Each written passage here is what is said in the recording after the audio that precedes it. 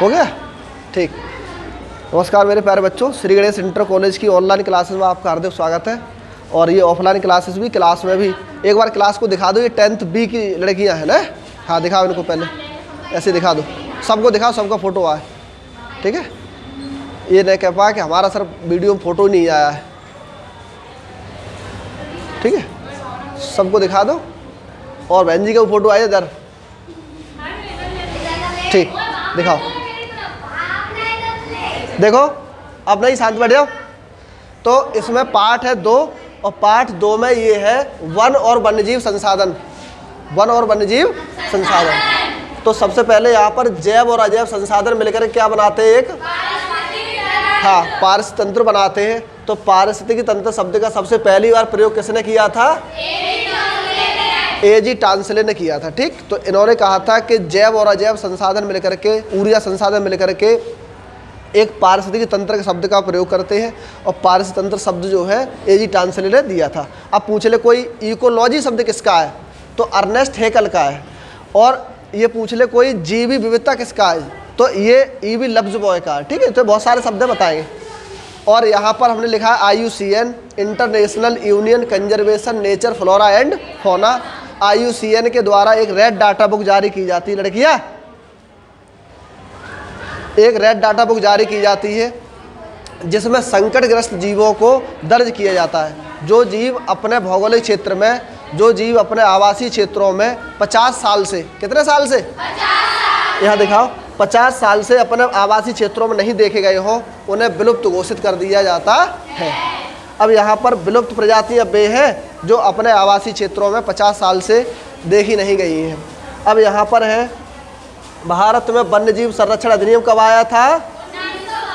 हाँ, अब यहाँ पर ये है झूमिंग कृषि। तो झूमिंग कृषि के बारे में देख लो पहले। झूमिंग कृषि किसे कहते हैं? तो ये जनजातीय लोग खेती करते हैं। कौन करते हैं? जनजातीय लोग। ये सबसे ज़्यादा खेती होती है पूर्वोत्तर में, नॉर्थ ईस्ट के 7 सिस्टर में, 7 जो राज्य हैं वहाँ पर ज़्यादा होती है। और इसके अलग अलग नाम हैं। जैसे राजस्थान में इसका नाम है झूम खेती का वालरा या बात्रा। और झारखंड में ये करुआ है, करुआ या करवा। हिमालय क्षेत्र में इसको खिल कहते हैं। और कुमारी पूनम ये कहते हैं इसको, ये केरल में मालाबार तट पर। ठीक है, तो काटो और जलाऊ कृषि भी कहते हैं। ये जंगलों काट कर साफ करके वहाँ क्षेत्र में खेती की जाती है। ठीक है, उसके बाद है यहाँ पर आपसे सवाल पूछेगा, एक सींग वाला गैंडा कहाँ पाया जाएगा?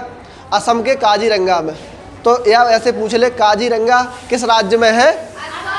हाँ, तो असम के काजीरंगा में कौन सा गैंडा पाया जाता है? ठीक, अब सवाल आए, टाइगर प्रोजेक्ट कब शुरू हुआ? टाइगर दिवस कब मनाया जाता है? 29 जुलाई। 29 जुलाई को भारत में या विश्व में टाइगर दिवस मनाया जाता है। और भारत में टाइगर्स की संख्या कितनी रह गई है अब? 2967 है। ये 2020 में जो रिपोर्ट आई थी, भारत की जो टाइगर रिपोर्ट थी। और टाइगर स्टेट के नाम से, टाइगर स्टेट के नाम से किसे जाना जाता है? तो आप सही आंसर टिक करके आना, मध्य प्रदेश को, मध्य प्रदेश को। ठीक, और भारत का पहला नेशनल पार्क था 1936 में बना था, जिसका नाम था हेली नेशनल पार्क। और 1952 में इसका नाम हो गया था जिम कॉर्बेट नेशनल पार्क। हाँ, और उसके बाद में यहाँ पर एक आंदोलन चला है, चिपको आंदोलन। चिपको आंदोलन था वृक्षों की कटाई के विरुद्ध था। जो लोग पेड़ काटते थे, उत्तराखंड में काटने गए थे। इलाहाबाद की स्पोर्ट कंपनी पेड़ काटने गई थी। इधर दिखाओ।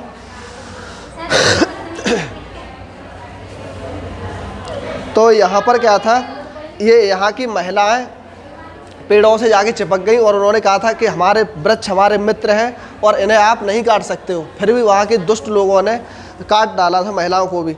और इसकी प्रणेता थी गौरा देवी। ये उत्तराखंड की ही मूल निवासी थी, महिला थी ये।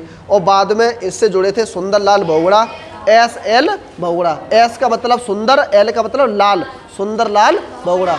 और सर सुंदरलाल हॉस्टल के नाम से ये इलाहाबाद में के नाम से हॉस्टल भी है। ठीक है, और चंडी प्रसाद भट्ट भी इस आंदोलन से जुड़े रहे हैं। यहाँ पर अगला है मिट्टी बचाओ आंदोलन कहाँ शुरू हुआ है? बीज बचाओ आंदोलन कहाँ शुरू? इधर दिखाओ। हाँ, नर्मदा बचाओ आंदोलन किसने शुरू किया था? और कौन से बांध को लेकर था? और सरदार सरोवर बांध कहाँ पर है? गुजरात राज्य में नर्मदा नदी पर बना हुआ है। और ऐसे याद रख लो, सगुन, उसकी ट्रिक क्या है? सगुन, सगुन ऐसे याद रखो, सरदार सरोवर बांध गुजरात राज्य में नर्मदा नदी पर बना हुआ है। तो ऐसे करके ये आपकी पाठ 2 का वन और वन्यजीव संरक्षण संसाधन ये समाप्त हुआ। अब इसके क्वेश्चन आंसर लिखाएंगे। जय हिंद, जय भारत।